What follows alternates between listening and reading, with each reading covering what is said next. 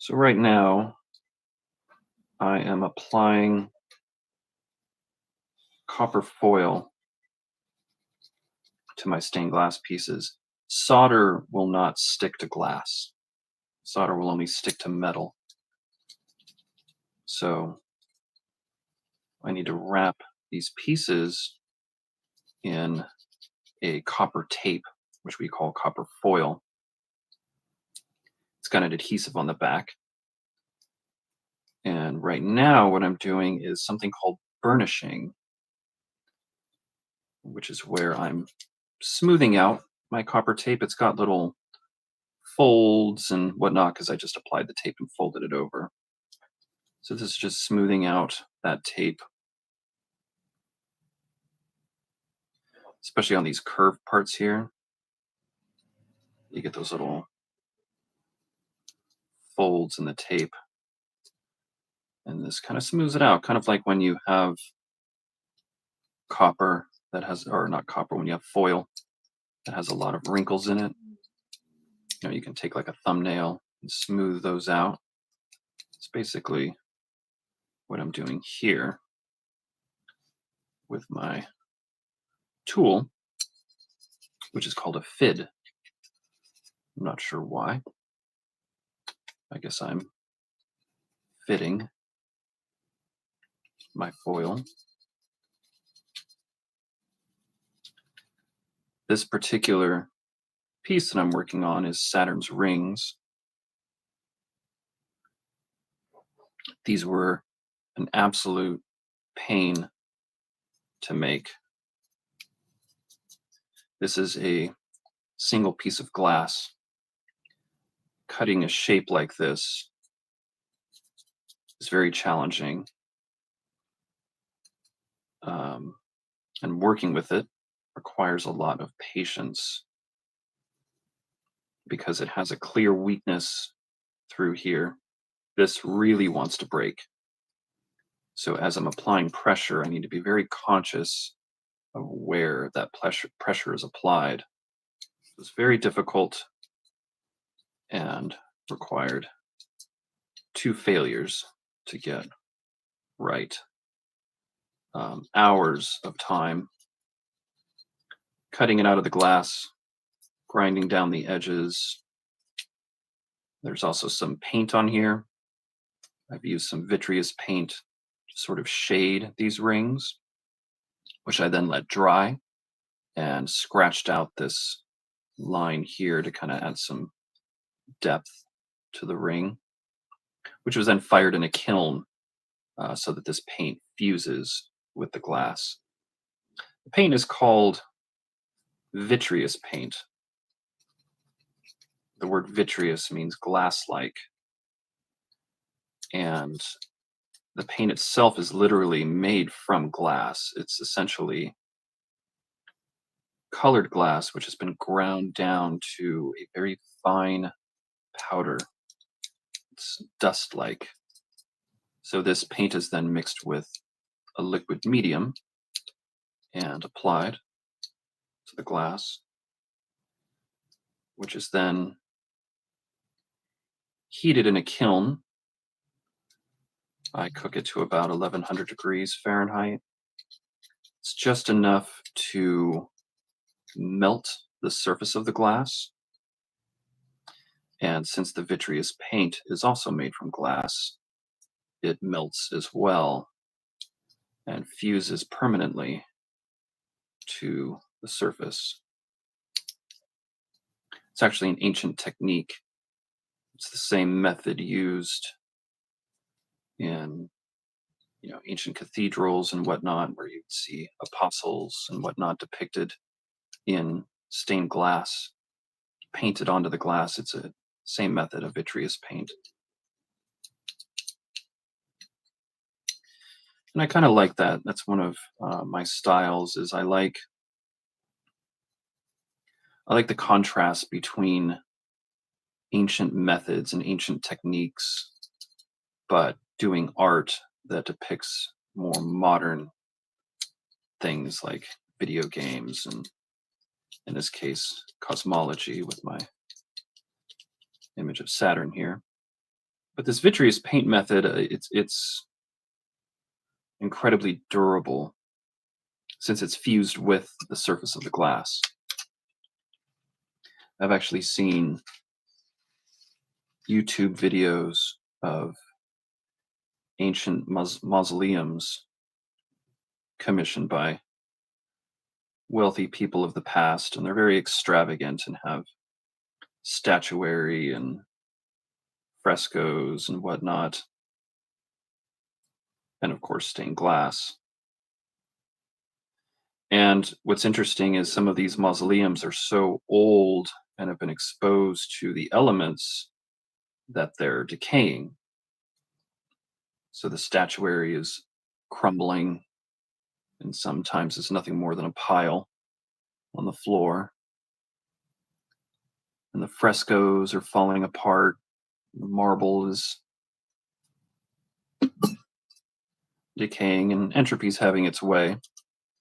But amidst all of that, you have the stained glass that still looks as bright and colorful as I imagine the day it was installed. Which is kind of amusing because we think of glass as such a fragile thing, and of course it is. But among all of these things that we think of as more permanent, like marble statues, hundreds of years later, it's the fragile stained glass that has stood the test of time. The colors haven't faded a bit because, again, those colors have fused with the glass itself. There's something kind of beautiful about that to me. Part of these mausoleums that we thought was the most temporal, it's the part that survives the longest. This method that I'm using is called the copper foil method. This was developed by Louis Comfort Tiffany. If you've heard of Tiffany lamps and Tiffany glass, it's the same guy. His lamps got very popular the beginning of the at the end of the 19th century, beginning of the 20th century. Before Tiffany, stained glass was trimmed in lead. It's called lead cames. Because as I mentioned, solder does not stick to glass. Solder sticks to metal. And lead is a very flexible and very durable metal. So it was used, there would be a channel, a strip of lead with U-shaped channels on each end of the strip so that the glass panels could fit into those channels. And since it's lead, it's very flexible. So it could be bent around these shapes. But since it's lead, you couldn't do this with very small, delicate, curvy, intricate pieces of glass. Like something like this would not be very feasible to wrap in lead. And lead is still used in larger projects. Some people still work exclusively with lead.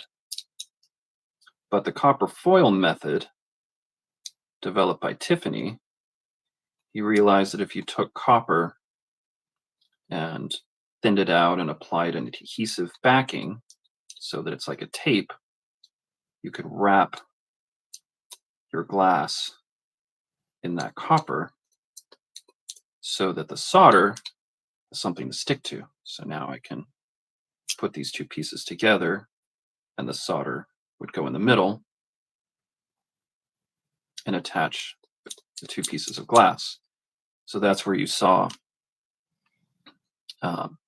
Tiffany's lamps come into play and gain popularity. And he was very inspired by nature. So in Tiffany lamps, you'll often see things like dragonflies and vines and grapes and whatnot, surrounded by geometric designs and leaves and all sorts of intricate, small pieces in a delicate lampshade, something that just would not have been possible using lead. So it really transformed the stained glass industry. Okay, so we got the top of Saturn done here. Let's get our fit out. Smooth this down. I don't have to be as careful with this piece because it's much larger. It doesn't have nearly the delicacy that our rings have. I'm using a thinner, in terms of width, a thinner copper foil for these pieces than I did for these larger pieces. This is 3/16 of an inch, whereas this around the edges here was 7/32 of an inch. I want thinner solder lines. When I solder, the solder is going to be visible, of course. It's going to be a lump of metal around the edges of all these pieces, which I will then stain black because it's a black piece and I kind of want the solder to blend in with the background. What I don't want, once I have all these pieces in place, right, where the rings meet the planet, right here, I don't want a thick black line crossing there because it's going to look kind of cartoonish, and I'm kind of going for realism. So I'm using a thinner copper foil for these planet pieces, particularly where they meet the rings, so we can keep the width of the final soldering line to a minimum. Once that solder is in place, I'm going to be using a chemical that will apply what's called a patina. Solder is going to be silvery in color, of course, and we don't want that. So patina is a word for oxidizing metal. With the chemical patina, it's an acid that will change its color almost instantly. And we can apply different types of coloring depending on the type of patina used. And of course, in this case, I want black. Now, one of the tricky things about working with stained glass is all of these pieces are very precisely cut to fit. But now, although this copper tape is extremely thin, it does add a very tiny amount of thickness. So I need to make sure my pieces still fit. And as I suspected, some of this thickness is a little too much. And that's where this burnishing step really becomes important. Not only am I smoothing down the surface, but I'm really working out any little divots and dips or bumps that can contribute to the gap between the pieces. And these intersections right here where the rings meet the planet was pretty tight to begin with. Be very careful with these rings because they are so delicate. And I don't want to force it. So I'm gonna have to make an adjustment. Path of least resistance is going to be to grind down a little bit.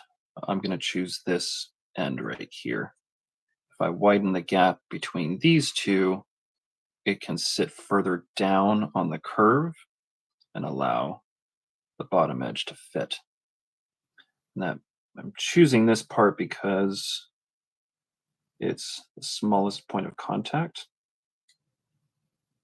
and therefore will require the least amount of time. I apologize for my unkempt thumbnails, but this is exactly the reason why I keep them a little bit longer. So they are a very valuable tool when working with glass.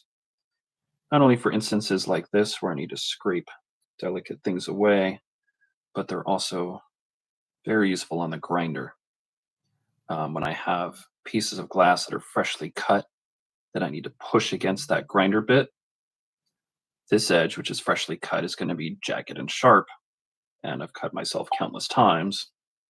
So having a little bit of thumbnail to act as a jig to push that on there really helps. I'm going to pop under the grinder real quick, grind that down a little bit. Be right back. Okay. Definitely have plenty more room here. So that was successful. Now we need to get this edge copper foiled again. Cut off a little piece here.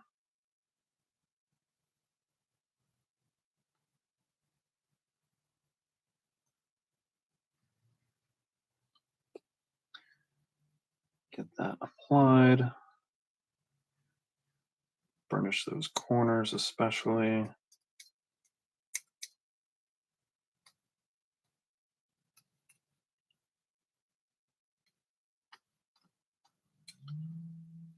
And there we go. Much better.